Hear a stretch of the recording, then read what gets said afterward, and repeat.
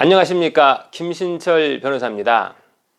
오늘은 취업한 후 얼마가 지나야 개인회생을 신청할 수 있는지 한번 알아보겠습니다.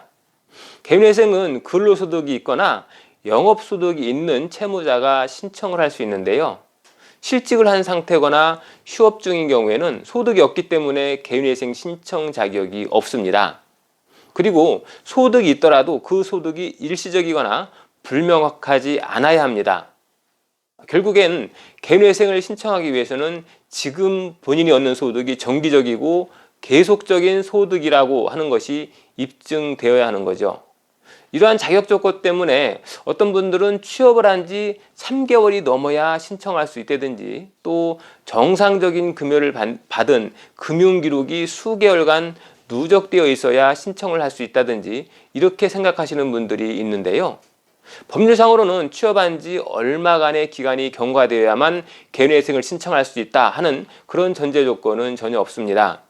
따라서 취업 후에 근로계획을 체결하는 시점에서 개인회생 신청을 바로 하실 수가 있습니다.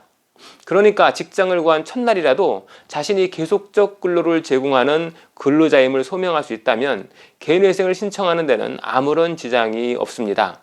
다만 얼마만큼의 급여를 지급받을 것인지는 그 근로계약서상 명확하게 명시되어 있어야 합니다. 그래야만 변제 계획안을 작성할 수 있기 때문이죠.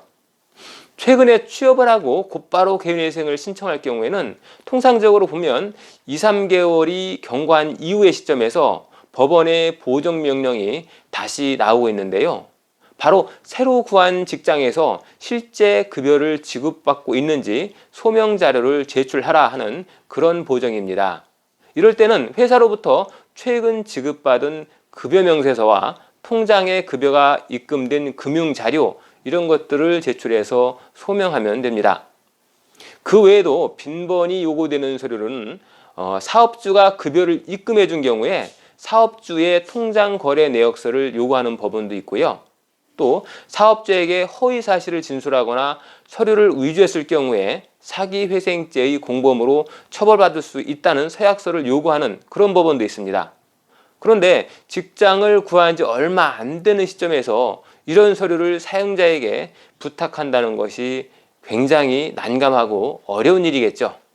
그래서 이런 보정이 발령되면 보정에 대한 조치를 어떻게 해야 할지 전문가와 꼭 상의를 하시고 적절하게 대응해 주셔야 합니다.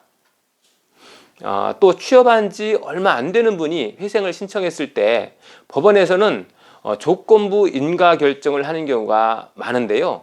이 조건부 인가 결정이 나게 되면 면책을 받기 전까지 계속해서 사건에 대해서 신경을 쓰고 관리를 해줘야 되기 때문에 신청인의 입장에서 보면 번거로울 수 있습니다.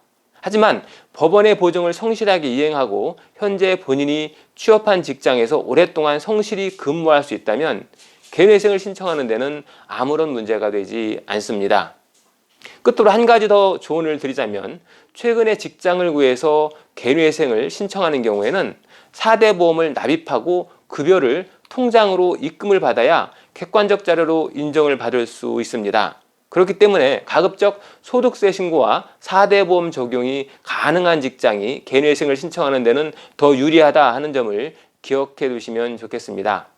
다음 시간에 다시 찾아뵙겠습니다. 김신철 변호사였습니다. 감사합니다.